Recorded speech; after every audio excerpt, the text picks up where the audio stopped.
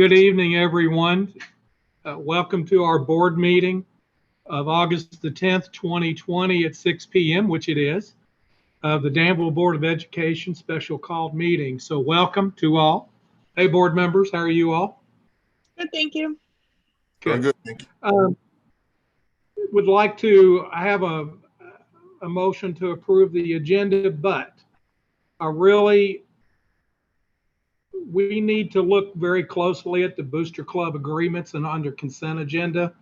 Not all of them are complete. We don't have officer information for one. We don't have financial information for some others. And I would like that we not take any action on that. I don't mind leaving them on consent so that they can provide us, everyone can provide us the information that we need. So that's the only, we don't even need to amend the agenda. I just would prefer that we not take any action on those. Okay? So can I ask a question? So Sure. It says possible action. The only thing on the consent that I would like to ask for you to take action on this evening will be the dual credit agreements between BCTC and EKU, because we have students that will be enrolled in some classes. Yeah, I agree with that, Tammy, totally. It was Okay. it was concerning basically the clubs. No, that's Agreement. perfectly fine. Yeah. Yeah. And the Yeah. surplus can hold as Right. well, but the dual credit agreements, I just want to ask that y'all consider those when we get to that item. Okay, that'll work. And the surplus items are fine too. So thanks. So anyway, does everybody understand what I'm asking? That we basically do not approve the club agreements until we have complete information from all of them. Okay. So are there recommendations, Dr. McDonald, that we just take item 11A off the agenda for now to amend it? Yeah, well, Or so just since it's a special called meeting, you're not allowed to amend it. But when you get to that item, you can make a motion to just approve part of an item. Okay, that And works. the other I was will- hoping that. Yeah, I was hoping that was the case. So Yes. all right, And then- thank you. You're welcome. Okay, thanks. So we need approval on the meeting agenda as submitted. I'd like to make a motion to approve the agenda as submitted. Second. Okay, we have a motion and a second. All those in favor of the motion say aye. Aye. Aye. Okay, motion passes. Thank you all. I'm going to turn this over to Dr. McDonald, item number 3, which would be the JAG update, which is really a great program that we have. So Dr. McDonald, if you'll run with this one.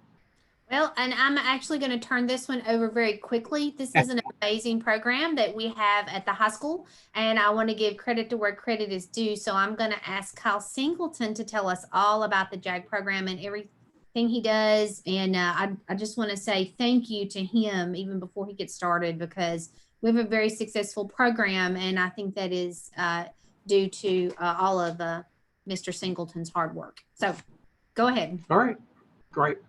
Thanks, Kyle. First off, thank you all for having me on here. I don't want to pass up an opportunity to talk great about this program, because it's really does a lot of great things for our kids in our school district, and I'm excited to start my second year with it. JAG's existed at Danville High School for 5 years now. This is my second year as the instructor, so I'm starting in with that. One thing that we're trying to do this year is to expand our numbers. Last year, our target goal was right at 45 kids. I think I finished the school year with 46. This year, we're trying to expand that even further and trying to grow that to 50 to 60 kids. So with our program, basically what we try to do is try to help our kids overcome barriers in order to reach graduation, reach their goals, and transition from the classroom to their careers or post-secondary education or military.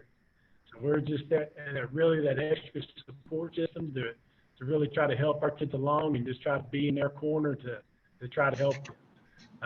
One change that myself and Mr. Elmore had discussed this year that we're trying to do for our program is we're trying to expand it, for in the past it's been traditionally seniors only with a few underclassmen. We're trying to flip that a little bit and try to even that out a little bit more. We have so many kids at our school system that are working sophomore, junior, all the way through their senior year. So try to grab them a little bit earlier in order to try to help them with their job skills and job attainment, and being able to keep themselves employed, be able to help their families and help out where needed.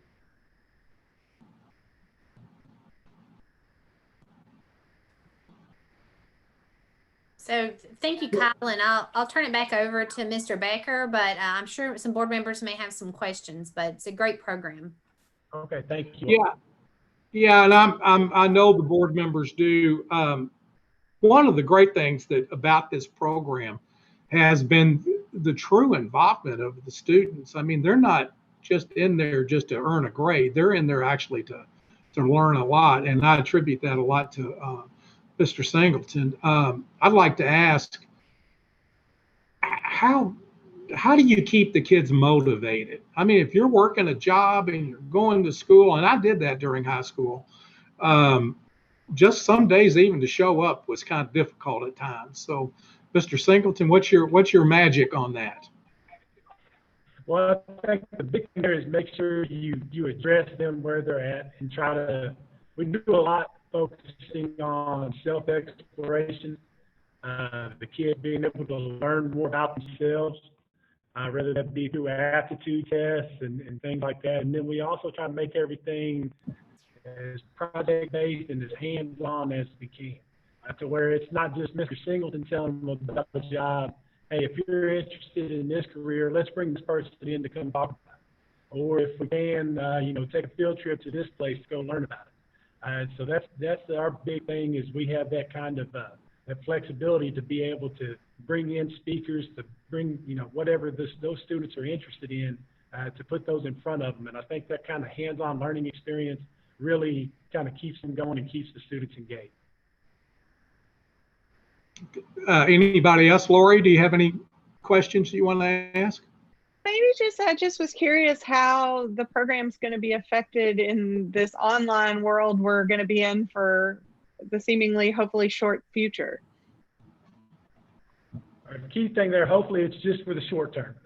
Hopefully we can get the kids back in here face to face, but we already started implementing some things last spring with our kids. And actually, it's kind of given us an opportunity to expand who we expose our kids to. So now, rather than just being able to go locally to local business partners, JAG Kentucky, we have an awesome network of specialists and leaders within our program. So we're able to get, international companies that are trying to come in to try to recruit our kids. And so we could set up Zoom calls with our students to, ask, questions to major CEOs throughout the country. This is a program that's not just in Kentucky, it's throughout the entire country. So it's really going to be able to expand and do some things like that with them that hopefully can open their eyes to maybe some better things they might not have been exposed to. That's exciting. Troy, do you have anything you want to ask? No, I think he had already answered that question. If they expand it out further than just within the bounds of Danville and in Kentucky and stuff. So he's already elaborated on that. So, but I thank you and appreciate everything that you do for the kids. Thank you very much. Okay. Wade, do you have anything you want to comment about? Maybe just a couple of questions. My internet, I think, is messing up. It's kind of spotty. I'm hearing bits and pieces. But I guess my questions would be, number one, is what is the process to be enrolled? Is it an open enrollment course can take it, or is there some kind of application process to be enrolled in this JAG program? Well, we basically, just like any other class, students can request it. And what we try to do is we have a certain number throughout our entire program that we try to average for amount of barriers that students may face. And, and that can be a wide range of things. I know, we all are in the public education system, so we can look at that. That doesn't necessarily mean a kid has to have that amount, but we're available to everybody. We just have to cap our numbers to a certain extent to be able to provide the amount of services that JAG tries to provide. So, you know, we try to provide counseling towards students. We try to provide, you know, obviously job services, you know, pre-employment transition services, all those kind of things to those kids. So, you know, as far as your numbers, I'm only one person, so you can only get to so many. So that kind of limits it a little bit that way. Awesome. Well, thank you. That was my second question, was what is there a cap size, you know, for the program? And if there is a cap size, are you at capacity? Well, right now there is a cap size. The cap size right now is 60. It was at 50 was the cap, 45 was the ideal. What they told us this year to try to expand a little bit, and it's not just my program, it's throughout the state, to try to expand it between 50 to 60 kids. As of this morning, when I checked my Infinite campus, we currently have 50 kids enrolled. I anticipate that as we get closer to the school year and kids are trying to, you know, complete their schedule with obviously our schedule shift, I anticipate picking up another 5 or 10 kids. So I want to try to carry and offer as many kids within the Danville schools as I can. That's excellent. Glenn, do you have anything you want to ask about? No, sir. I'm fine. Okay, well, good. How are you doing, sir? Good to see you. Mr. Singleton, I guess another thing that, do you have students that not only are working, but are also athletes? We have several students that would qualify in that area. I know last year during the school year, I had several, you know, football, basketball, track, which we didn't get to the track and baseball, but, you know, all throughout the year, even had a couple of cheerleaders that were, you know, holding those things down. And that's another component of JAG is time management. And we try to help those kids understand, hey, where do I need to put my time into? Where do I need to put my energy and efforts in order to be most efficient and be able to continue to do those things? Well, that's great. I was going to ask you about your enrollment, your demographics, your numbers of male and female. Can you let us know about that? I believe this year, this is kind of off the top of my head without bringing up the Infinite campus, it looks a little close to 50-50 this year, male to female. It's traditionally been a few more males. I want to say my initial enrollments, though, have seemed to be a little bit closer to 50-50. I would say last year it was more like 60-40 males to female. Okay, well, that's excellent to hear. Does anyone else have any more questions or comments for Mr. Singleton? Okay, sounds No. like we don't have any more. I'm sorry, Wade, go ahead. No, I would just say no questions. Okay, thank you, sir.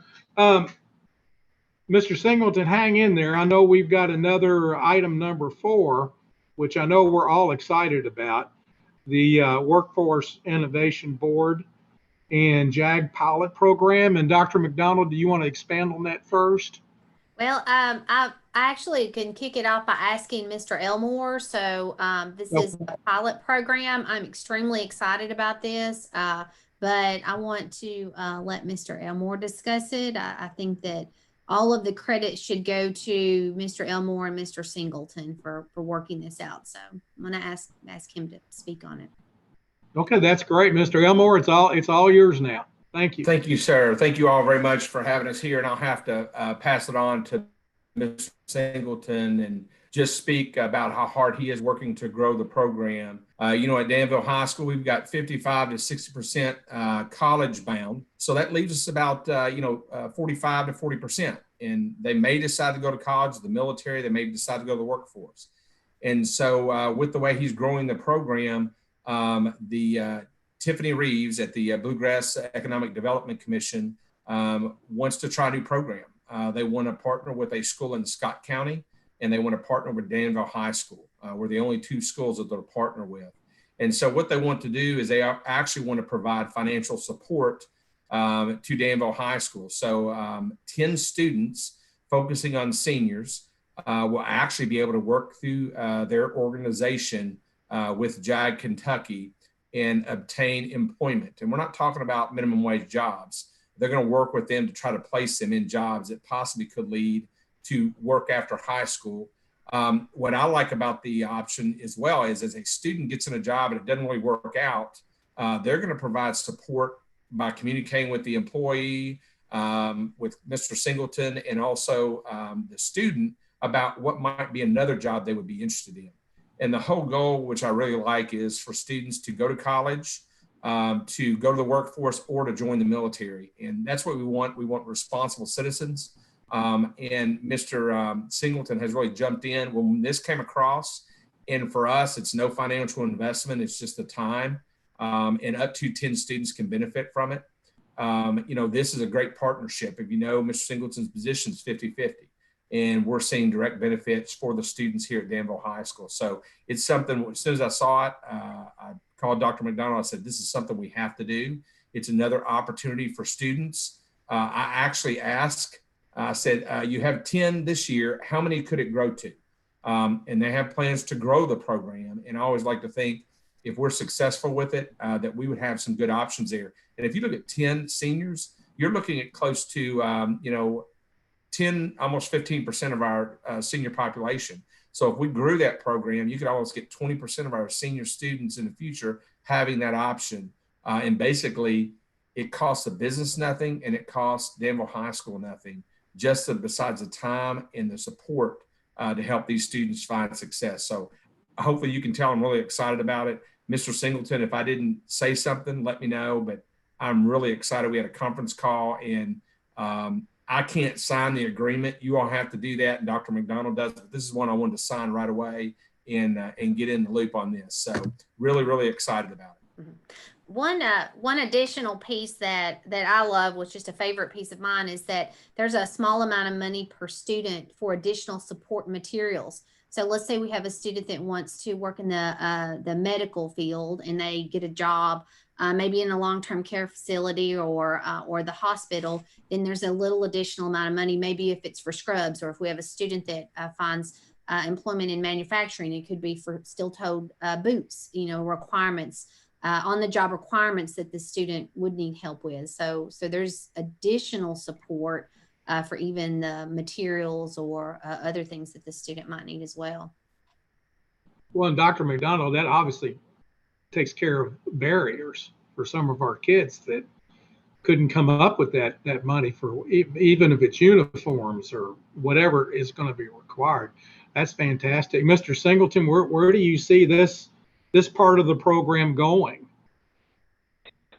Now, I would love to see this continue to expand. You know, one thing, I think it's going to be a great opportunity for us to increase our employer engagement, which I already serve on the Workforce Development Committee here in Danville, so to try to promote for our kids. So hopefully this can lead to more engagement between Danville High School students and the local economy. And that's one thing we want to see continue to grow. And I want the local employers to understand how valuable our students are when they get out of Danville High School. That's fantastic. Board members, does anybody else have any questions or comments about this program?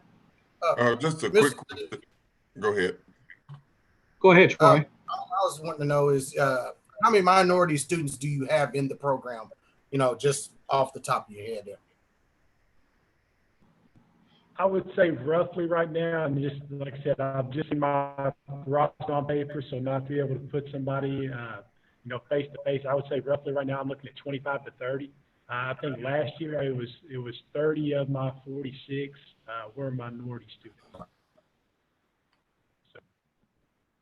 And I think as we finalize the schedule, of course, we've had to redo our schedule completely. That's something definitely Mr. Singleton and I will share with you. Probably by the 1st of September, we'll have those numbers and share that information, because that's important to us as well. Thank you for asking. Wade, if you want to make a comment or question. Well, I was just going to ask Kyle if how much additional work is this for you? Really, truly, part of the JAG component is we track kids once they graduate for the next year. So, and obviously during the year, it's going to be a little bit more for me just to try to keep up on the workplace. So it's kind of going to be a little bit like an intern. Well, it's going to be an internship for the kids. But, you know, so for me to try to track that during the year as something we normally do the following year. But I think that number being at 10 kids And especially if we can get back to face-to-face learning, I think will be a lot easier for me to track. But with that, I'll have to do some more job visits and site visits and that kind of thing. But with the schedule, the way it's set up for me to be able to get out and engage with employers, I think it shouldn't be an issue. Anybody else? Well, well, I'll just, if I may finish up with that real quick, is that I only asked the question because, I mean, I'm aware of the program and I know the benefits of that particular program, and just wanted to make sure that we're going to take care of the instructor for the course. I mean, we want to make sure that it's, I mean, if I know it's no monetary value for us, but sometimes that's not always just the case. And so if it's going to be a strain, you know, I just want us to, Mr. Elmore and of course, to look into that. And if we need to do something, please let us know, because we definitely want to see this program go. And I know that it reaches a lot of kids, and but we do have to be mindful, and we have to take care of our own as well. Agreed. Agreed. Glenn? Mr. Singleton, is this like an apprenticeship program?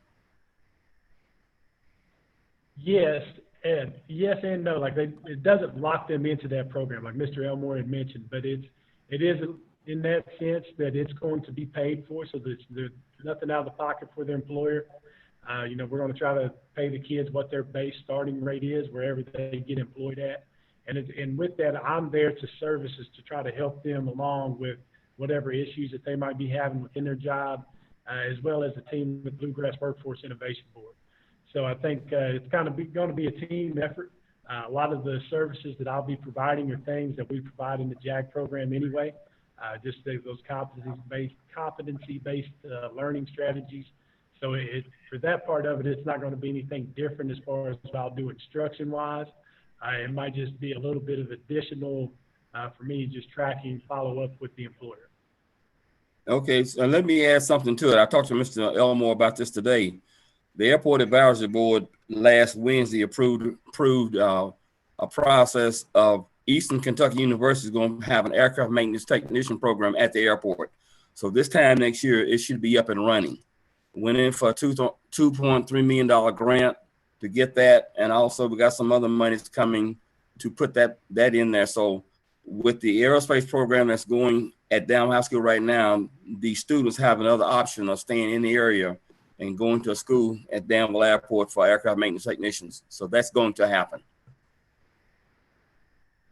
That's great. And like I said, I probably failed to mention this earlier. Part of what we're trying to do with this is piggyback off of our CTE programs. And so obviously with that one being growing, maybe we can get a kid, you know, start as soon as they're up and ready. If we've got a kid that's interested, we would love to be able to reach out to them to see if we can get somebody placed there. Yes. Okay. I'll be working that part for you. Mr. Ball, thank you so much. And Mr. Singleton, of course, to you too. Lori, do you have anything you want to add? No, but I can make a recommendation or a motion because they wanted to approve this evening, correct? I think it's a great idea. So if you would go ahead and make the motion. Yeah. I make a motion to approve the proposal for the Bluegrass Workforce Innovation Board and JAG pilot program. Second. Okay, we have a motion and a second. All those in favor of the motion as presented, say aye. Aye. Aye. All those opposed, seeing there are none, motion passes. Good luck to Mr. Elmore and Mr. Singleton, and of course, Dr. McDonald. This is a great opportunity for our Danville kids, and hopefully we'll be able to get some kids out there at the airport along with this, and it's just really a good thing. So we're excited. Mr. Singleton, thank you so much for your willingness to talk to the board. We appreciate that. Okay, let's go on and move to item number 5, which is a sports update. Dr. McDonald? So I think that this was at the request of some board members, so it's just a general update. So I'm going to turn it over to our athletic director, Lisa Fisher. Okay. All right, thank you. Lisa, Ms. Fisher? Unmute. There we go. That always helps to unmute. Sorry about that. I just wanted to let you guys know that things are still running really smoothly with our check-in processes with our kids. Things are going well there. Lots and lots of check-ins since we started our practices in June. Last week, the KHSOA did send out an email recommending that we change over to fall sports practices only.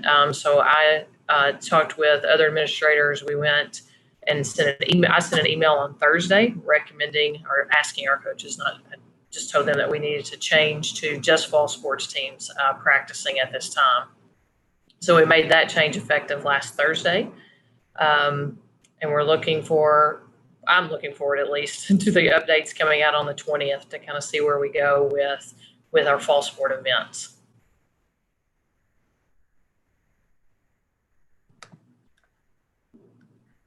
Mr. Baker, you're muted. Is that why you're waiting, Go ahead, Wade. Lisa, on that meeting because of some of the things that we're seeing at some of the college levels with some postponements and things like that? It is. I saw some social media posts after the governor made his announcement this afternoon with the recommendation of virtual schools. I saw a lot of people start tweeting that the KHSOA was going to meet, but I've seen since then the KHSOA put out their own tweet that, just said, no, their board of control is still meeting on the 20th. And that's when we should look for more updates then. Okay, that'll work. Thanks, Wade. Anything going on now that you're excited about as far as how we're doing? How are we doing? As far We're as doing our well. Teams that are okay. We've got golf going, which they can compete. They've been competing for about a week. Had our first competition today with those kids, and we're working out the adjusted schedules based on our last update from the KHSOA and what that'll look like for fall sports. That's coming together at this point. Okay. So one of the things great. I know that, I'm sorry, Mr. Stanfield. That's all right. Go ahead, Dr. McDonald. Oh, well, Mr. Stanfield mentioned some of the things that are going on in college level sports and so forth. And I know we've seen in the media some spread of COVID through sports activities, maybe in some high schools around the nation.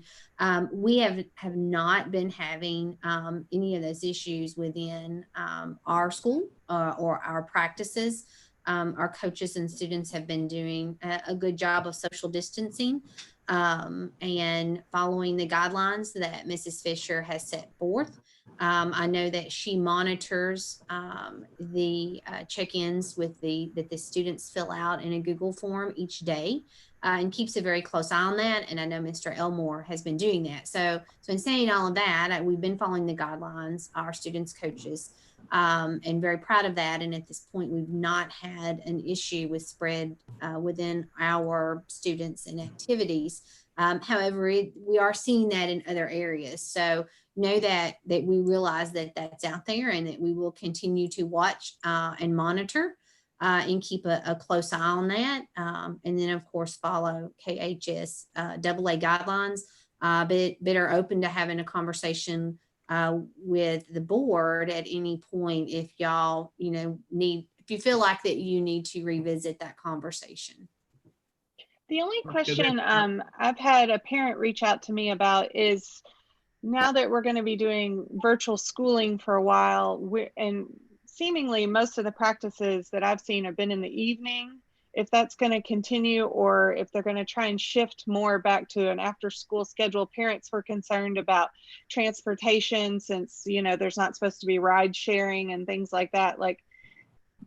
And I guess, that's not necessarily a school board issue, but I just wanted to let you know that parents were concerned about the timing. And I said, probably because of heat, they'd probably stay in the evenings anyways. It doesn't cool down in Kentucky forever. So that was just a concern that some parents had that are working, whereas their kid could walk to practice right after school. They were worried about how to get them to things. So Yeah.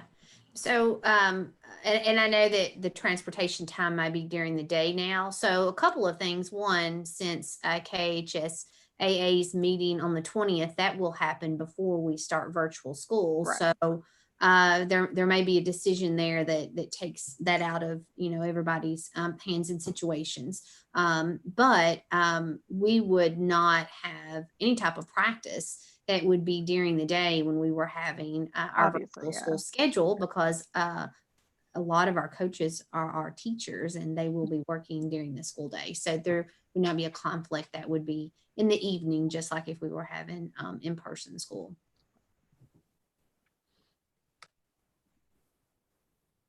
I have a question. What about the bass fishing team? Are they a part of the fall sports?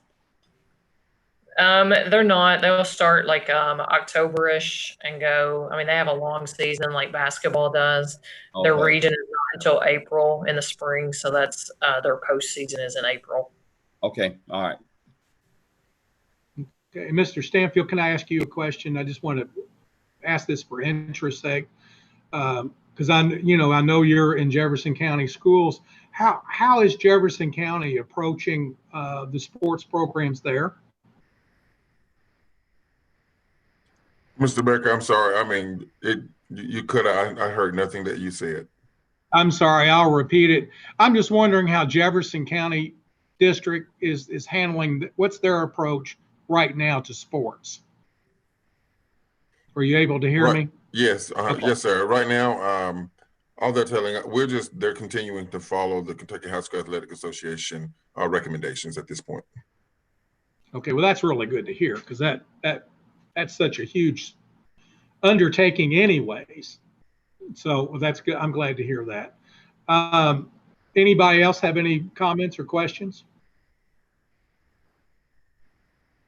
no, Okay, just Dr. I have kudos to Lisa for sitting through I tried to listen to the whole KHSAA meeting, and oh my goodness, they talked in circles and in circles. I finally had to tune out, but kudos to you for sitting through all of that. And I know they've got some tough decisions, and we all want sports, but we all want safe as can be. So kudos to everybody. So Agreed. Thank you.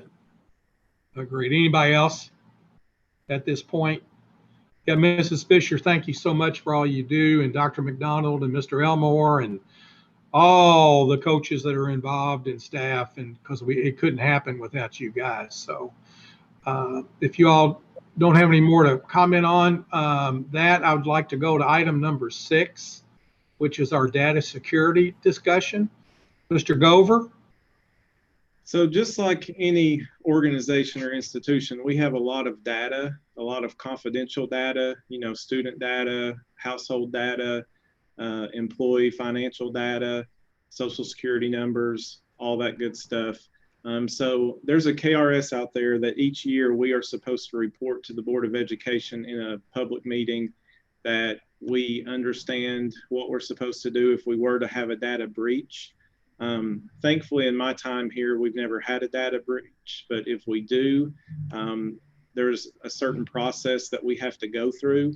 And I'm not going to explain that process tonight, but I'm just letting the board know that we do know that process. And there are some things that we are doing to protect our data. And I'm just going to real quickly just list a few. And then if you all have any questions, you can ask. So each year, Infinite Campus is our student information system. Munis is our financial system.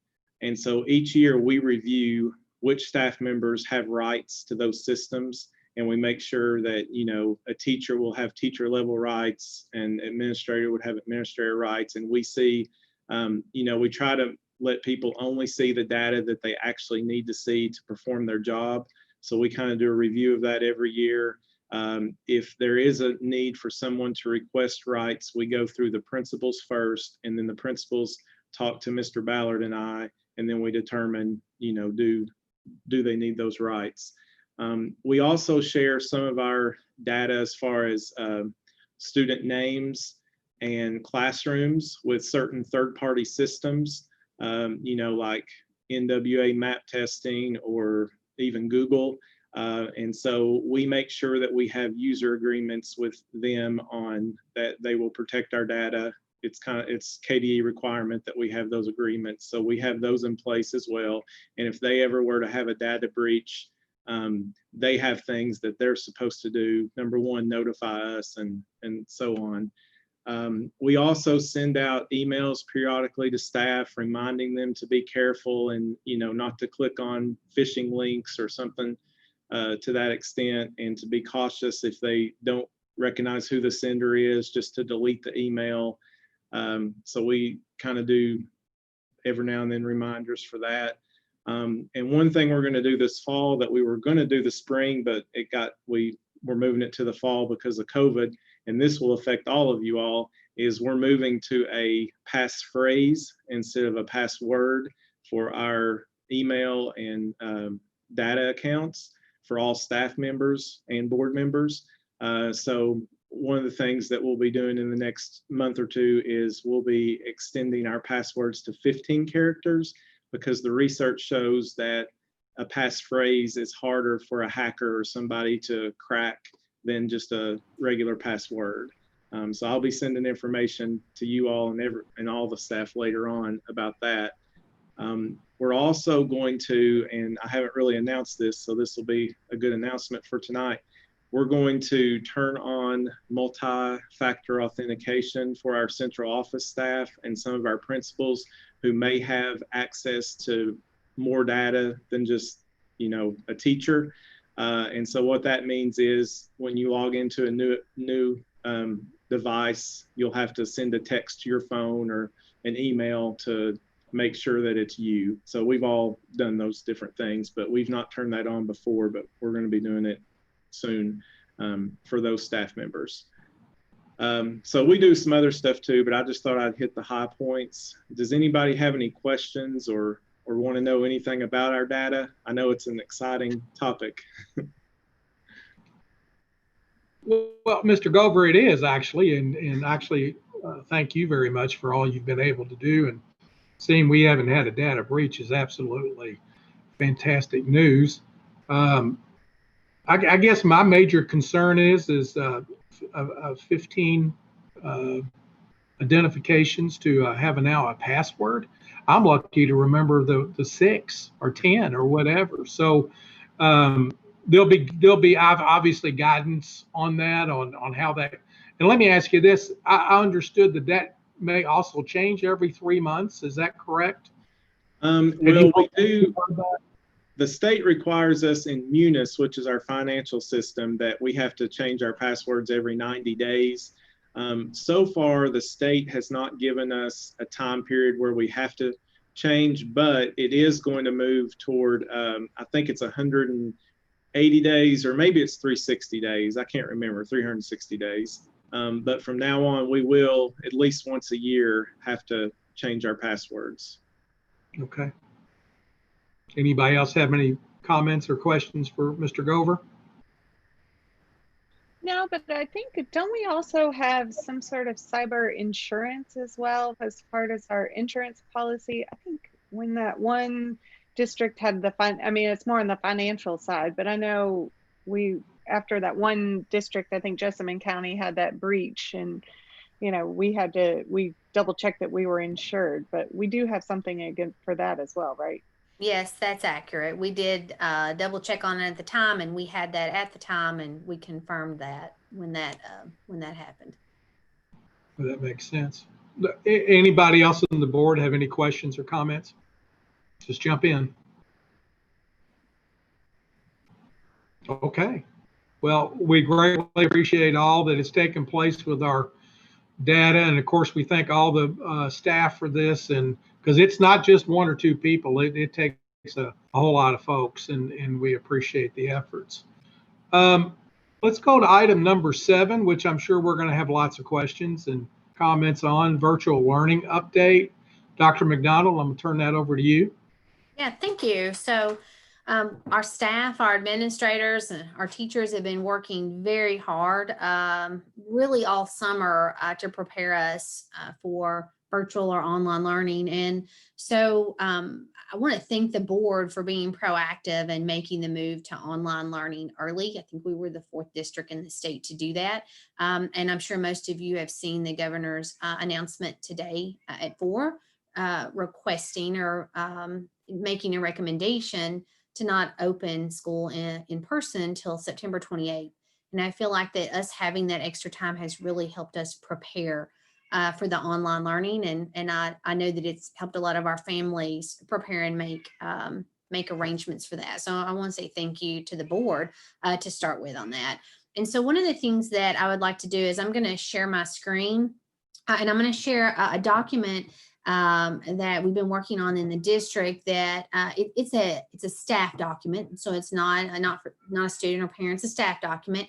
And so I'm going to go through the table of contents just to let the board know the things that we have guidance on for our staff members. And then I may jump to a couple of pieces on it, but I'm definitely not going to go through or share the entire document, but just want to give you an idea of what's there. And let you know how we've been communicating in the information. Some of our principals went over this document today. Some of them will be going over this document in detail tomorrow, because as you know, today was the first day that we had staff and teachers working on their contract days. So let me start by sharing the document. And it takes me just a second, so hold 1 second. Okay, so thumbs up if you see the document. Okay, thank you. And so also remember, while I'm sharing the screen, I can only see 3 boxes. So I don't see everybody. So you will, if you have a question while I'm talking, you will need to unmute yourself and speak, because I can't see if you wave your hand. So I want to start by giving a big shout out to Sherry Satterley, which is not only our assistant superintendent, but she's our chief academic officer. Her job is instruction in our district, and she put together a team. It had all of our instructional coaches on that team, and then also a additional representative from each of the schools, which had some assistant principals. There was a principal on the team, and then some other just instructional leaders in our district. And I know that Mr. Gover was also on that team, helping us out with the technology pieces. And so they worked, I think they met twice a week, sometimes 2 hours and longer, really working on this guide. So this is our teacher-led distance learning staff cultural guide. We have a little note here.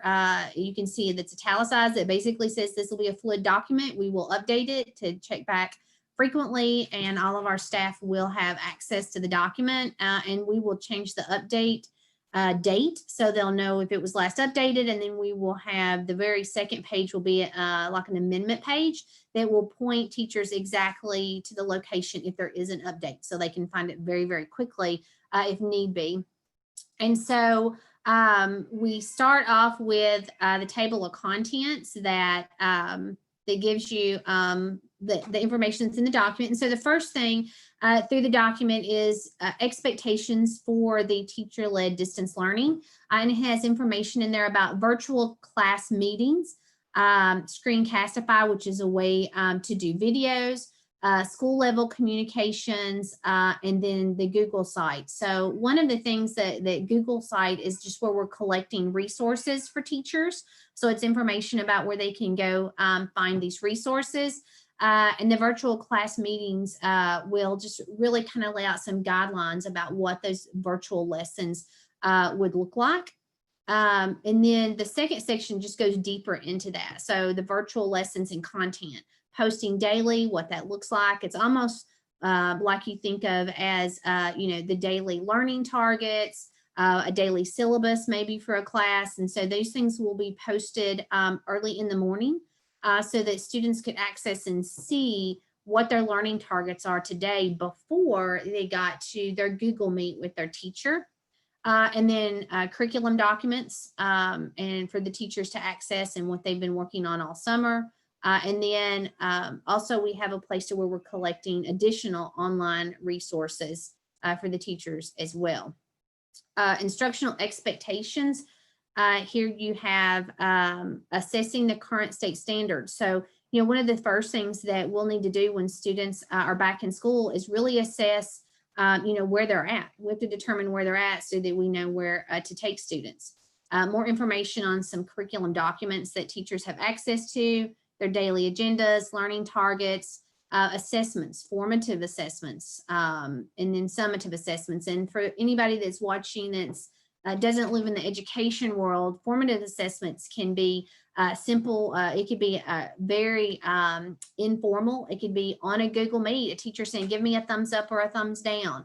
It can be more traditional, the paper, what we think of as a paper assessment, to where students are actually given the assessment. But it can be from simple, it could be an exit ticket to a thumbs up, thumbs down.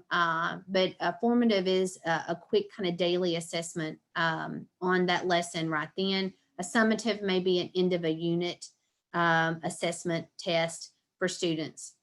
Our teachers will continue their professional learning communities and those meetings.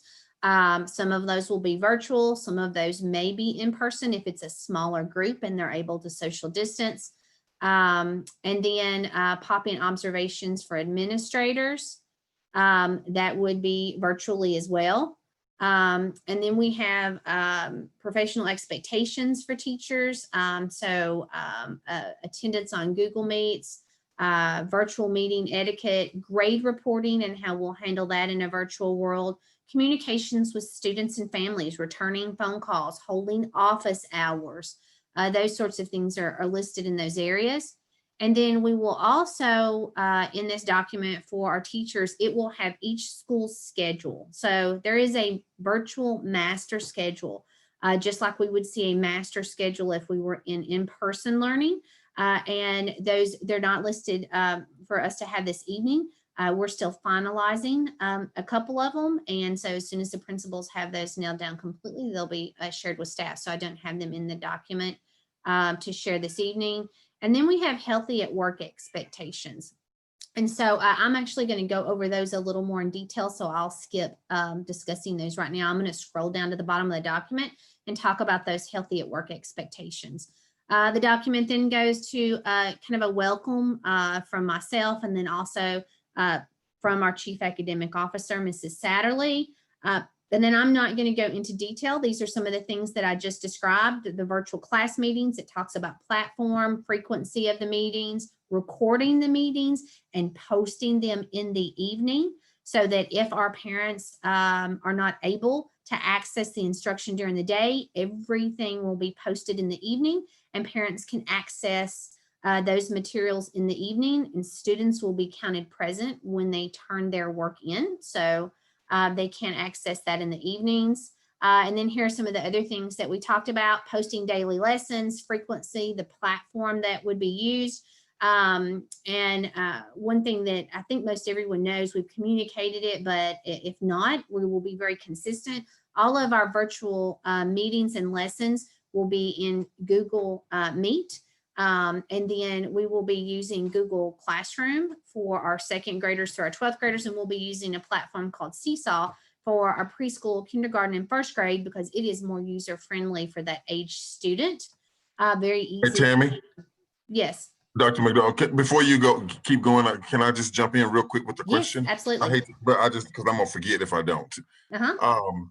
When you were just talking about the frequency, I think just a little bit up, and talking about the lessons being recorded for parents to have access to later.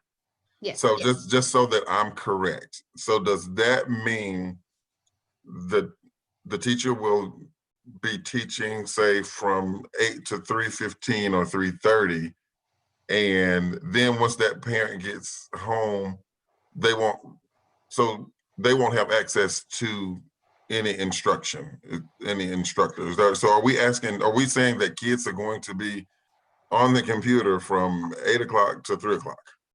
So no. So I'm going to scroll back up to one of the, I'm going to scroll back up to give you an example.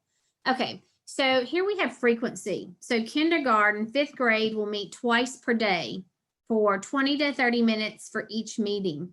So that's kindergarten through 5th grade. So that's for their math and their reading. There will be some additional meetings that if the students want to sign into, so related arts, that they could sign into those Google Meets as well. But then 6th grade through 12th grade will meet once per day per class period, but it does not mean that they're meeting for, let's say, 50 minutes. So if traditionally you were seeing a 50-minute class, that might look like 10 to 15 minutes of, and I don't want to use the word direct instruction, but we'll say face-to-face instruction with the teacher. There may be another 10 minutes of questions and answers one day. There may be, only 5 extra minutes. And so it will depend on the teacher's lesson. And, those things will change daily, because any good teacher, if they do that quick formative assessment and they see that their students got that lesson, then they may be moving on very quickly. They do that format, that quick, they may not move on. That's awesome. I just wanted to make sure. I needed to hear you say it so that I could hear it again. That makes perfect sense.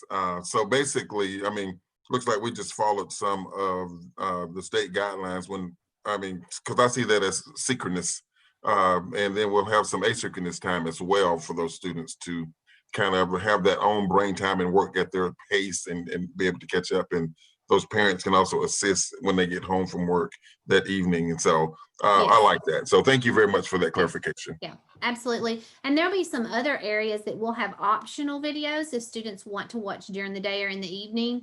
It could be some related arts. It could be some counseling videos that we post. And so there'll be other opportunities that are optional for students as well, if they want to access those other videos.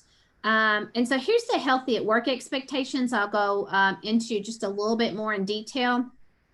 So one of the things in our original documents, when we were really aiming towards in-person learning, we were asking our parents to do a quick health self-assessment before they put their students on the school bus or brought them to school. So of course, we're asking our employees to do the same thing. And so just, if you can, take a quick temperature check in the morning, if you have access to that thermometer at home. If you have a temperature of 100.4 or over, do not come to work. We will be asking them to just, take that quick think. Do I have any COVID symptoms? We put out there what are COVID symptoms. And if the answer is yes, then notify your supervisor, don't come to work. And of course, we would encourage someone to contact their healthcare provider. We will be doing temperature checks of everyone that enters the building. So we're asking for that at home so that if we catch the temperature there, we don't progress to the building, but we will do temperature checks as everyone enters the facility as well. And so here are just some healthy practices. So all staff, visitors, employees, children must have their temperature taken at the point of property entry. So that's everyone. If a board member was at a building for some reason, there will be a temperature check. This will be done at the assigned entrance. So one thing I wanted to point out here is that we have put our employees in pods so that we reduce contact. So there are different entrances. All entrances will have temperature checks. So these 10 teachers may be assigned to this entrance with this door, and they'll also be assigned to a specific restroom area. And so that would be their entrance and exit, and that would be their restroom area. And then we may have another 10 employees that are assigned to a different entrance, would use that same as their exit, and they would be assigned to a restroom in that area. We've also given our teachers the ability to, if they want to bring dorm size refrigerators or microwaves, to cut down on contact in using a refrigerator as well. And so we'll keep those pods to cut down on contact.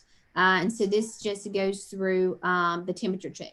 All of our employees will be required, or anyone in the building will be required to wear masks. Masks must be worn when moving throughout the building or in a common area like a hallway or a conference room, entrances and exits. And then anytime there's an interaction with a coworker, the mask is to be worn. While the staff is alone in their assigned professional workspace, they could take their mask off. And this assigned professional workspace is very important because we've assigned everybody a workspace. So we think, well, teachers have their classroom, but we also have instructional assistants and And a lot of our employees classified, including bus drivers, have different assignments in the virtual world than they would in an in-person world. And so everyone has an assignment, they have a job. It takes all of us to have virtual school and to make virtual school successful, just like it does in person. But some jobs may look a little different, but everybody has their space. And so one of the things, and I think I have it down here in another place, is we ask that no one enter and step into anybody else's assigned professional workspace, without permission, because we don't want we want to keep that social distancing at all times.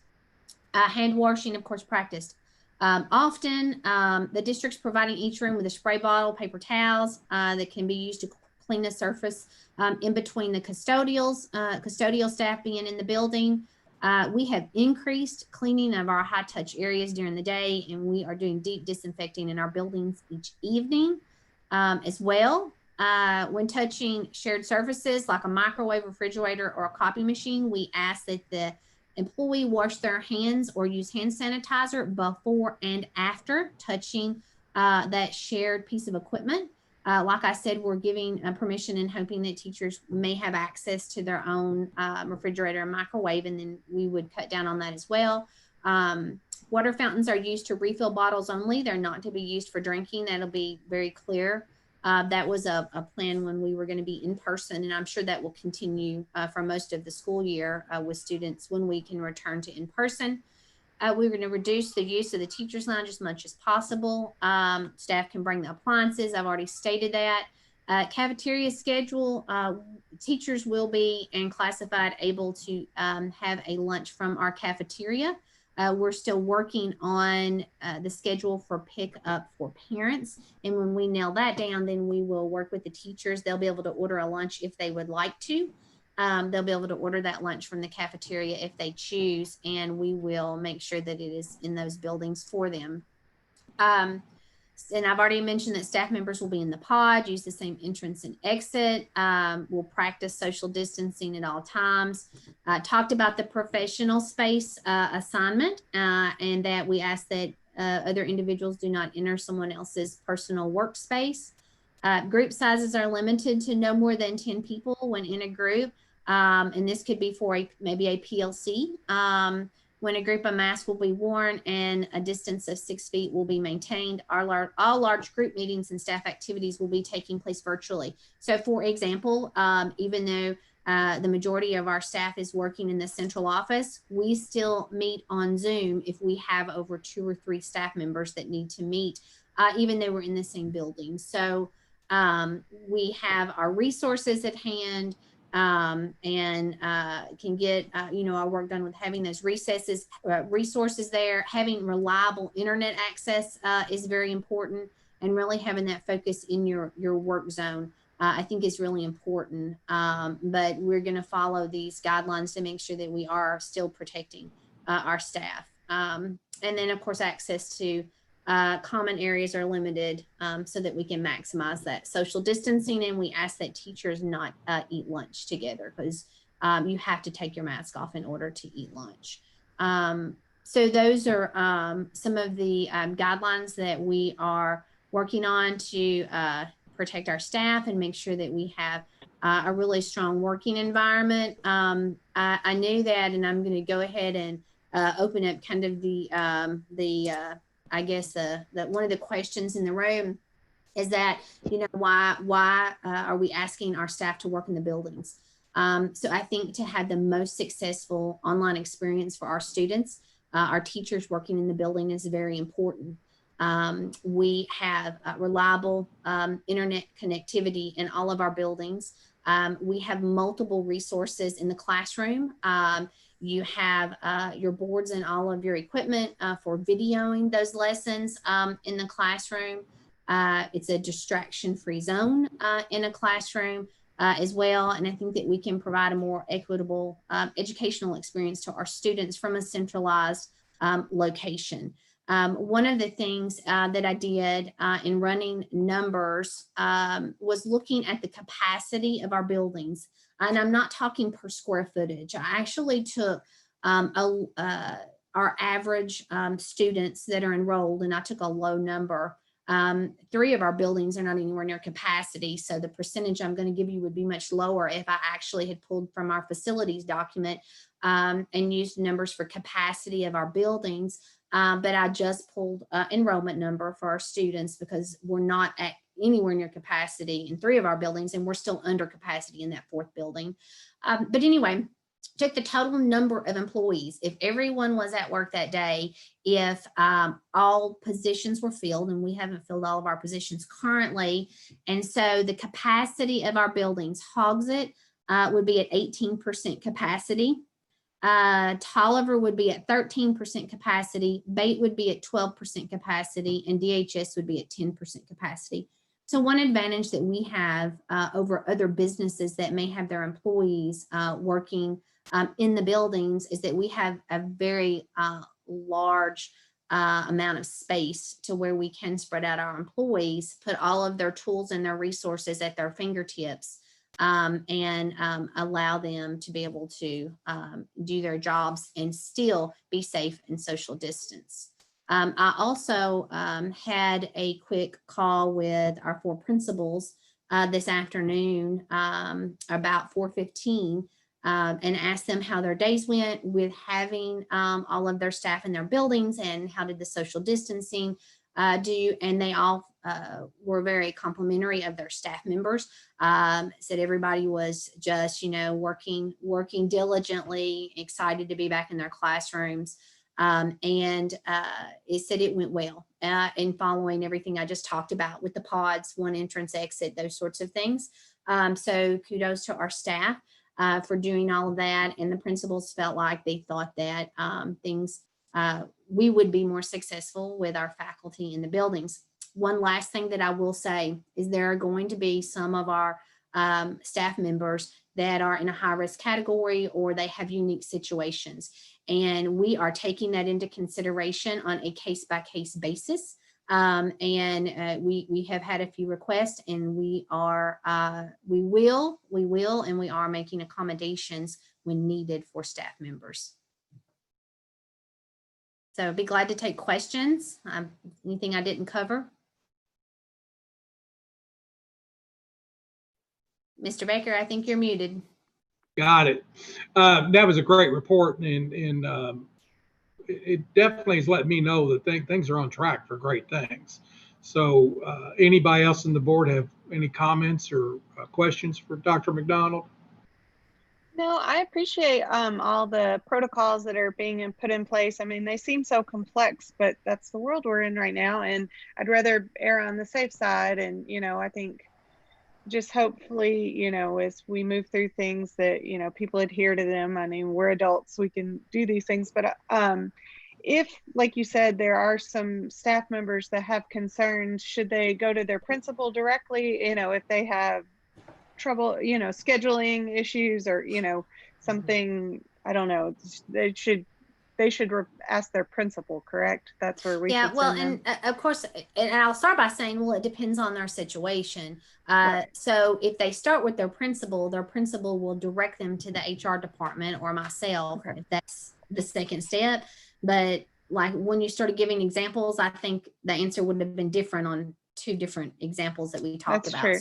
Well, I was just saying, like, if one of our teachers has like a child care or something and doesn't have the resources of family or things and has to bring one to school, or hopefully they're able to be with them, or we're trying to, that's what I guess I've been hearing, is that people are trying to figure out how to manage their professional and private life as well. So yeah, I would start with the principal, and then the principal will direct them to either Mrs. Osborne or myself if needed. So, and like I said, we've had some cases, and we're making accommodations when needed. Yeah, I think that's the best, is on a case-by-case basis. And but I appreciate the document, and I'm looking forward to, as a parent, seeing all the schedules and getting those out sooner rather than later. I think parents just are in this state of anxiety, and the more, the planners like me like to know, like, okay, how am I going to schedule my day with my multiple children doing 2 different things? But That reminded me of a piece that I forgot to say, Mrs. Finke, so I want to say thanks, but we tried to schedule as few conflicts across grade levels as possible. So if, you know, for like kindergarten and first grade, we tried to have different times in case a parent had a child in both grades. Now, when we were trying to schedule, and I say we, I'm going to say Mrs. Satterley and the instructional team, as they were trying to schedule across the grade levels, there's some overlap because there's no way you could span from preschool through fifth grade in that area and not have some overlap. But I think in the end, they only had 2 or 3 areas that overlapped. So hopefully that will help parents to not have more than one child, you know, at a time doing something.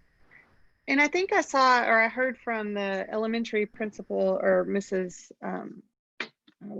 From Tolliver's principal today that they're going to try and use one platform per school. Like they're using Blooms at Tolliver, Yes. and, you know, trying things, because that was a little bit problematic in the spring. Like one teacher was using Facebook, one teacher was using Blooms, one teacher was doing this.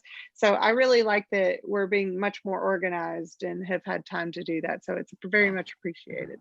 Yeah, and so the meeting platform is Google Meet for everyone. The communication platform, which is what you were talking about, will be the same per school, but it could be different across schools for communication. But the meeting platform's the same.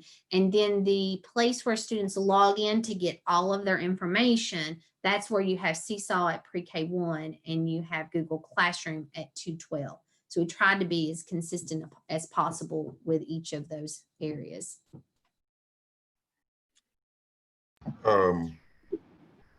Dr. McDonald, thank you. I mean, for that presentation, the document. That's pretty awesome. I appreciate all the detail that's went into that. And I get it. I totally get it, and I support it. But I would be remiss if I didn't say I didn't have some concern. You know, it's just it is just what it is. You know, and so with that being said, I mean, and we may have already talked about this, I think, and you may have mentioned it, but it is only the staff that's in the building. Is that correct? Yes. Yes. So, okay, and that's great. Hold on, let me back up. I was thinking other students. So the staff are in the building, and if they have a school-aged child, they can bring their school-aged child with them into their classroom. Now, in that, there are also very strict guidelines with that. So school-aged children cannot congregate together. They cannot be together. They have to stay in their parents' classroom on the parent that they're with. So back up on saying yes. So staff and possibly a staff member may have a school-aged child in their room with them. Okay, so professional space. Okay. And I get that as well, but that concerns me also. Yeah. And I mean, you know, I'm just reading where schools are trying this and they're having to go back and shut down because, I mean, these issues are coming. And I know, like Ms. Finke said, I mean, we are adults, and I would hope that they can abide by these guidelines that you guys have worked so diligently, you know, to set forth for them. I mean, I'll support you. I do that, but I would just be remiss if I didn't say that I truly have some concern, you know, with that process. And also, while I have you, the mic there, you were speaking about the different grade levels and how they're going to communicate in those different platforms. My question is, has this been communicated to the families? Because I've been getting some calls, especially from the lower grade level, that just have some concern. They don't know exactly how it's going to flow. They don't know what it looks like, and they don't feel like they've been communicated with so that they can start making some of these decisions, you know, about am I going to work or am I not going to work, or who's going to watch them during the day, and if I get home, is there access to lesson? I hear these things now, but they don't feel like they're being communicated with enough to do that. Yeah. So a couple of things on that. So the document that I just showed you, we finished on Friday, and you probably heard me say at the beginning that some faculty and staff saw it today, and some more will see it tomorrow. So we've just finalized all those pieces. And in fact, the schedule piece is like 95% there. Some of the principals are finalizing that. I do know that the 2 high schools were planning on sharing out and communicating some schedules very quickly. We have communicated on social media that there will be an ability to access instruction in the evenings, that students will not, if the parent is in some way with their job, that they will have the ability to do that work with their students in the evening time. So that piece we've communicated. Of course, definitely it's not, I'm sure, well enough at this point. Today was the first day our faculty and staff were back in. All of our principals will be working on that individual communication across the week. So we are just now back in the buildings and getting all of that stuff nailed down. A lot of that is very individualized to each of the 4 schools when we think about the communication piece. So yeah, no, we've not done that yet. We're just finalizing everything, and that will be over the next week and a half. One other piece too that I failed to mention that I think will go along with your concern about communication is that we are still going to do some level of orientation. So at the beginning, we had talked about doing like a half day in small groups of 5 or 6. Well, we've scaled that back even more. And each school's doing it a little bit differently. One of the schools was discussing more like a parent conference, and of course, all optional, but there would be a time for the parent and child to come in together. And it would be a more of a one-on-one situation. So a very small group for a shorter amount of time, maybe a half hour. And then if need be, there could be some information with the parent on how to log in, especially at the two elementary schools.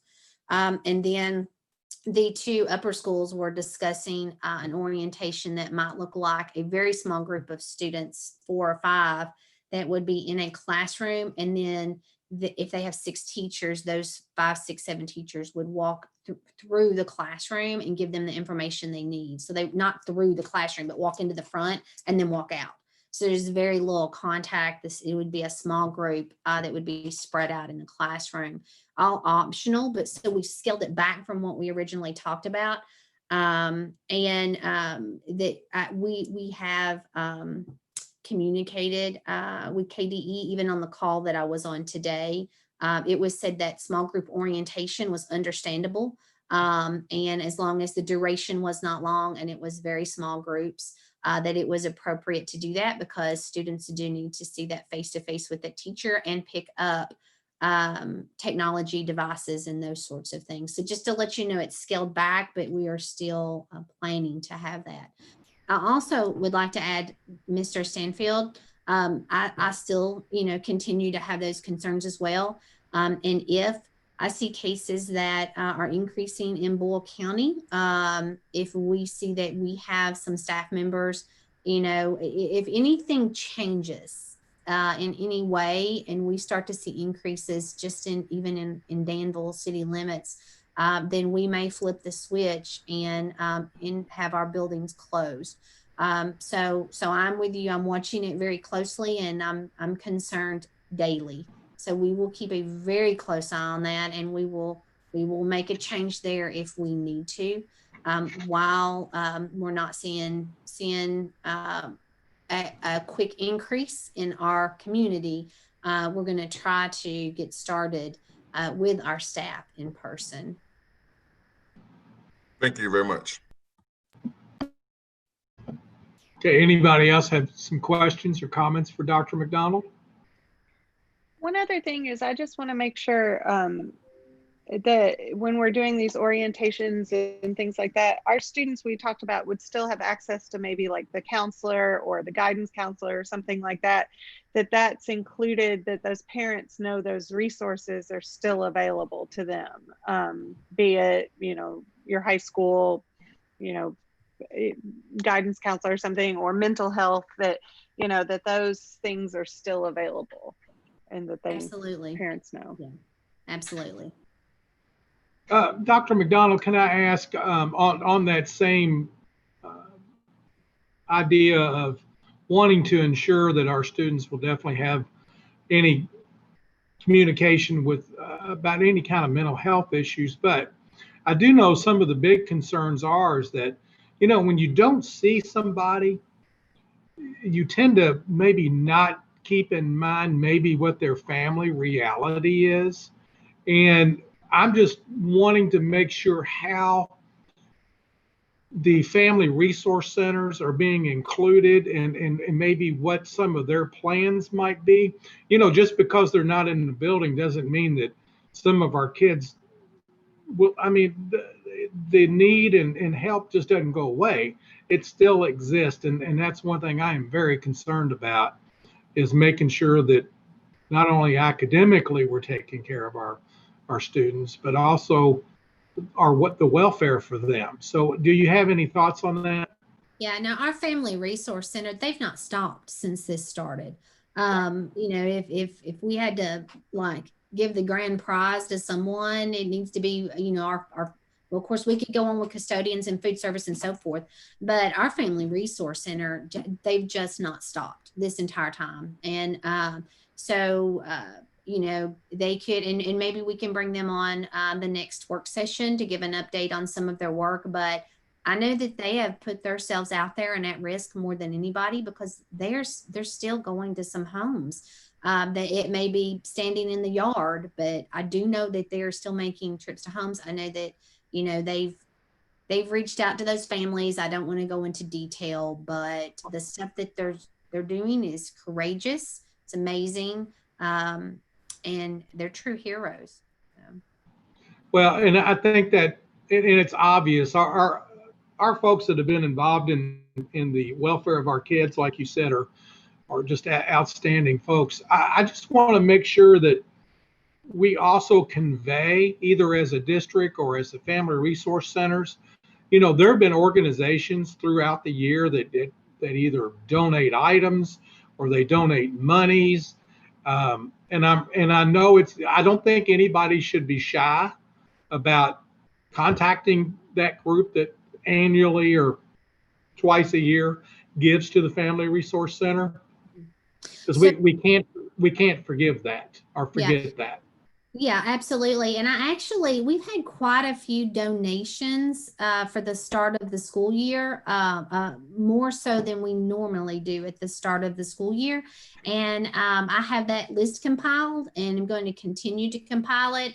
And it's actually in my list for my superintendent comments to read that list at our actual meeting on the 24th. So there's a lot out there, and like I said, more than normal, and it's all greatly appreciated. So I'll read the entire list, and I'll upload that list for the board for our meeting on the 24th. That's fantastic. Any other board members that have any comments? Okay, seeing there are none, and also the report was fantastic and very reassuring, and I'm hoping the parents that are listening just know that things are coming, and things just can't happen overnight. There's a lot to this. So our next topic item on the agenda is something we do need to talk about as a board, is the use of our facilities. I'm glad that this is on the agenda. Every now and then I get an inquiry on, hey, can we use Gravely Hall, or can we use the high school cafeteria, and can we have a meeting and that kind of thing.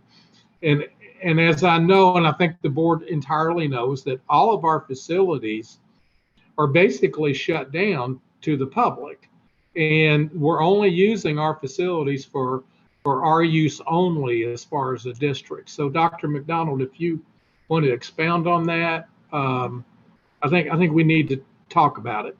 Yeah, so yeah, definitely need, I would like some guidance from the board at this time. So when we went to NTI last March, I closed all of our facilities, indoor and out. And for the duration of NTI, we kept our facilities closed. We have not had, up until this month, any facilities use requests, through the pandemic, through June and the 1st of July.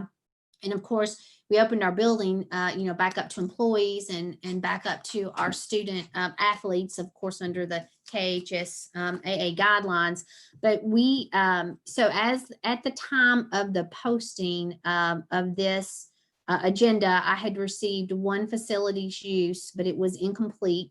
And then I have received two more that are not complete. And then I've been told about a fourth one. So I'd like to have just the general discussion, and I'll tell you what the four are just a second. But if you could have a general discussion on guidance on whether you would consider my request, my thoughts are if we're not able to have students, I'm leery of doing any facility use at all. Even also knowing that even though we have staff in the building, it could be a very quick switch to not having staff in the building, depending on what's going on. So my thoughts is we don't allow any facilities use at this time if we're not able to have students in the building. But these are the requests that have come through at this time. So two different requests for youth sports. One is youth football. This is not Danville's. This is the youth sports that are not connected to the school system. So there's a youth football for to use the practice field out back of the high school. There's youth wrestling to use the wrestling room inside the high school. And there's two requests to use Gravely, Miss Teen Kentucky pageant. And then the Bull County Recreation Department is also requesting to use Gravely for dance. So the Miss Teen pageant, I do not have an official document at this time, but they just wanted to know if they could submit a request because they would want to know guidelines before they actually submitted it. I've received the actual paperwork on football, the youth football, the youth wrestling, and then the dance through the recreational department. I don't have insurance on any of the three, so none are complete at this time. So I will leave that up to discussion for the board. I mean, and I totally understand that. And would agree with you, except I guess, I mean, here's my thought. I'm sorry, can you not hear me? My thought process is that I don't think that I would have a personal issue with the outside facilities because it allows for the social distancing. And if you did it in the past, I mean, our kids are out there, they're practicing. So I would be apt to approve an outside facility, but an inside facility at this point in time, I would agree with you, Dr. McDonald, that it could turn something around very quickly that we're trying to do. But on the outside, I think you could really, I mean, you could probably get it done. So that's just my thought. I go along with Mr. Stanfield. No indoor use facility at all. Keep it's clean now. It does not put a stress level on the staff, and it's not labor intensive to keep it clean. No inside use at all. I agree. I think the inside, I mean, we're doing, as you've got outlined earlier, such a good job with our cleaning. We don't want to have any extra risk or maintenance or cost for cleaning in and out. You know, these outside groups may say, well, we'll clean Gravely, but will they clean them to what we've been trained to? And I don't think that is fair to ask of our staff as well, or, you know, even charging a fee for that. I don't really feel comfortable with people in our buildings. The outside, I'm a little bit more, you know, lenient for, but I would also ask that they no practice times or anything, that they would have to adhere to the same guidelines our KHSAA do, same checklists, everything, and, you know, make sure there's a, you know, that they're doing it in pods. I mean, we're all going to see whether any of these things can happen anyways, but also that they, their times are nowhere near our team's times. Like, so that a group of young parents or parents of young kids and kids are not flowing in at the same time our athletes are leaving or coming. Like, that's just not fair. I mean, our students and our staff should have 100% first priority for things. But I would also encourage them to talk to the local parks and rec and see, you know, could they possibly use Jackson Park or, you know, a different facility. this year as well. But the stadium, I think I don't really think that should be opened up. I'm thinking more if it's just like a practice field, like a soccer or football or something like that. I don't know what fields, or the area behind bait, that doesn't bother me as much, but the stadium bothers me. And again, inside. Well, and I just say that too because I witnessed it. My son plays baseball, so and we have traveled, and even here in the state. I mean, we was just in our connecting county. I mean, their outside facilities are open. They had some very stringent guidelines. I mean, this not only the athletes, but us as parents who wanted to watch had to have our temperature checked, and only 25 to 30 people could be inside the facility. And if you wanted to watch, the rest of you had to be behind the gate in the outfield, social distance. So I saw it work firsthand. I mean, it's if we can have some of those same kind of guidelines, and we had the same kind of QR code process or the Google document that we use for our students to have to sign. I got sent that as a parent of my player, and I had to fill out that same form.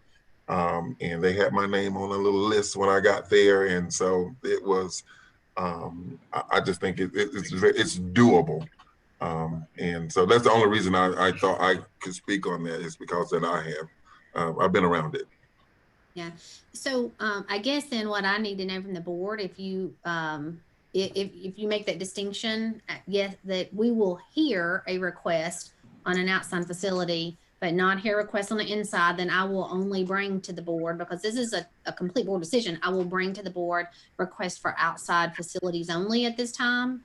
Is that what I'm hearing? So then the next piece, I just want to add this just for the board to think about between now and in the actual meeting when I bring you requests I would have, is that these are facilities use requests. So you can, as a board, I guess, request or suggest to the individual that's making that request to follow certain guidelines.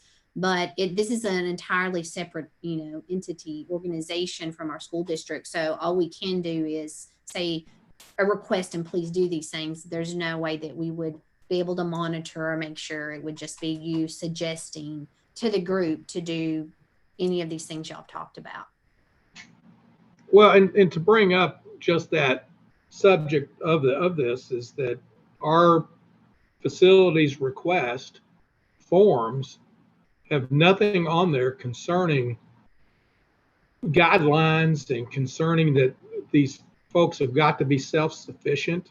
So in other words, running into the school building to use a restroom, that has to be taken into account, that anybody that's going to be outdoors is outdoors. So, I mean, I just don't want the possibility to exist that it could happen that some of the kids get into the buildings and however they do that, I know it will happen. It's just a concern. And I'm just wondering, and I'm going to throw this out to Dr. McDonald and the board, do we need to look at altering our facilities use forms on some of these requests? Because right now, it's not required. And if that means that we need to update what we're going to ask these folks to do, I think that's something we need to look at and talk about soon. And I think can I clarify one of my statement, because I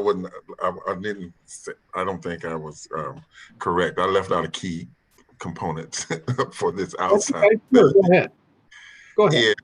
Yeah. I guess I need to just change all of that. I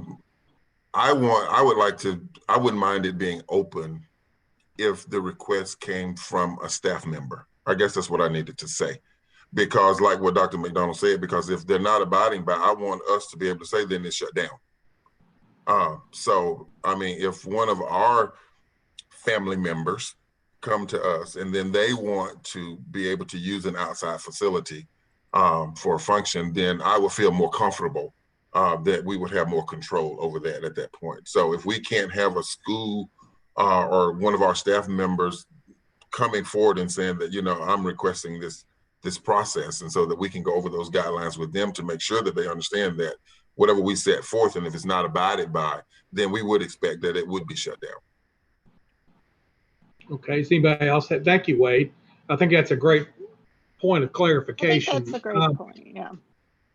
Okay, Lori, go ahead if you have any other I was comment. just going to say, I think that's a good thing. I mean, and I would, I think we definitely need to have a clause too, that if we let, say youth football, like our youth Admiral football team use it, if we see them abusing or not following governor's guidelines or any of the athletic guidelines, that we can terminate that and stop it. It's just like we have with our sports that, if they're not practicing, we're going to change things. I think I don't want to manage them, but if somebody drives by and calls with a complaint or something that 40 kids are playing on the football field, we can say, no, you're done. But again, I think it's on a case-by-case basis, but I definitely think no indoor right now. And that's why it needs to be connected to that staff member. Okay, well, let me ask this, and none of us have seen the request. Dr. McDonald, was there anything that concerning any of the outdoor requests that would also involve having games in our facilities or with our facilities? No, as far as I I know, mean, were we just looking at practice, or are we looking at possibility of? yeah, just practice only and outdoor only for that one request. Okay. If they practice, eventually we will get the game request. I mean, come on, that's gonna happen. Yeah, well, they actually don't have their games on our facilities like now, and I may be wrong this year. Maybe they're, that could happen, but last year the games were not with us. Right. I think there was one special game towards the end that they requested use of our stadium at the end of their season, but their games were somewhere else last year. Gotcha. I guess the culminating event, maybe at the big field or Yes. something like that. I got you. Yeah, absolutely. Yeah. Okay. Troy, do you have any concerns, comments? No, I think everybody is basically touched on everything. So I agree with everything that's being said. So I think, no, nothing inside the building. Don't have a problem with outside the building. I kind of agree with Mr. Stansfield as far as with staff, being a staff member and stuff. So yeah, I'm good with that. I'm good with everything that's been said. Okay. Hey, Glenn, what about you? To make sure that we cover ourselves, like Mr. Stanfield said, we need to have a clause in there that covers the situation. We're in the new normal now. So let's make sure we have something on that document that covers ourselves legally and also insurance wise. So when we say no inside use, and go with the wheres and wherefores, and they'll cover it. Well, can I make a request with your all's permission that we ask the superintendent and probably Mrs. Fisher to take a look at our form that we're using and to see if it is appropriate that if we're going to ask the outside sports, whether we're going to have some things that we would like to see happen. And I'm with you, Glenn, as far as maybe we do need to have our attorney take a look at some of these possibilities just to cover us and to, maybe have a little bit more account. And I'm not saying these folks would not be doing what they're supposed to, but I do believe if we have accountability for our own athletes, that I don't think would be out of the norm to ask an outside group to have some type of the same accountability. How does that sound to you all? Sounds good, because if there's a loophole, somebody will try to use that loophole to their advantage. So let's make sure we cover all the bases. And I'm sure Ms. Fisher could reach out to the Madison County schools because that's where that document came from, and it was pretty stringent. So I think that would be a good starting source, and we won't have to necessarily recreate the wheel. I'm sure they'll share. Okay, and I think that's a great suggestion because that's kind of where my mind was going on that. So, Which of our more- athletes are which of our athletes? I know the weight room is being used, but are in our buildings right now, and they're not going to be in there during staff times. But I mean, are there? Yeah, But so we're not doing basketball right now, and we're not doing volleyball. So really, everything's outside besides the weight room, right? That's right. And because because wrestling shut down too for right now. Okay. okay. Awesome. So, Dr. McDonald, and we always hate to add to your workload, but if you guys can, you and Lisa and Mr. Elmore and those of you who think need to be included, I guess Mr. Ballard and different ones on the facilities use forms, then maybe we need to make some adjustments there and make sure with the legal folks that we're on track. Is that something that's doable that we can get done by the 24th? Yes. Do we need a motion tonight on this, or is this just a recommendation for an action item? It's a special call meeting, so on the agenda it just says discussion. Okay. Right.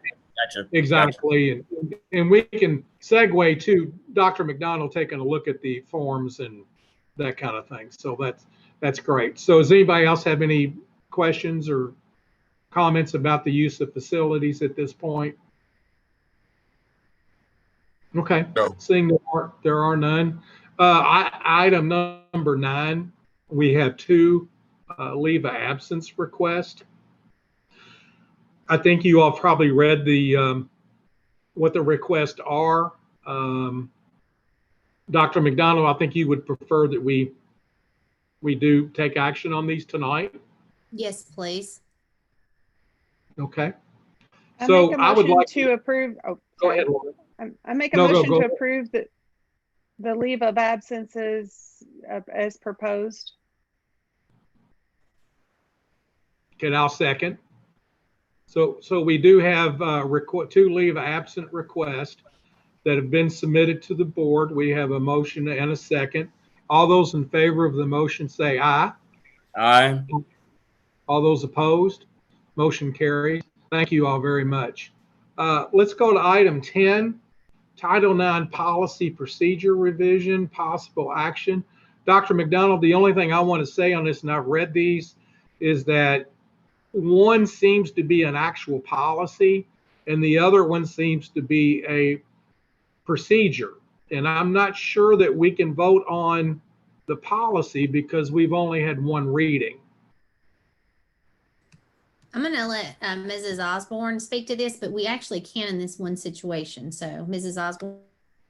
We just recently got this last minute change from KSBA, and we're advised by them that the law is going to change August 14th, and they would allow a 1 reading approval by the board to put this into our policy, and they would update our handbooks accordingly.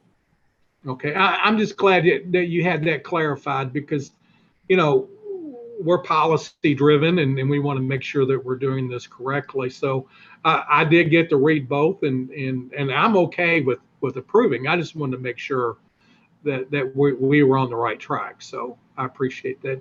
Does anybody else from the board have any comments or anything they want to make on this? No. Okay, so can we have a motion, please?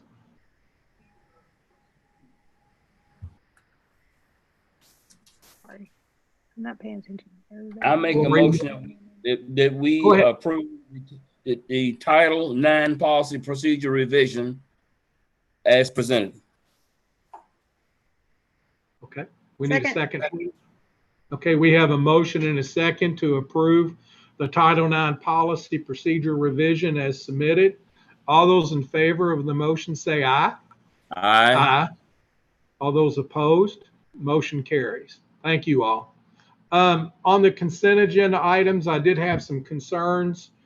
It wasn't everybody that didn't submit complete information, but Dr. McDonald, let me ask you this. Would this cause any great concerns if we waited to approve the club agreements until the 24th? That would also give some folks some time to get information submitted.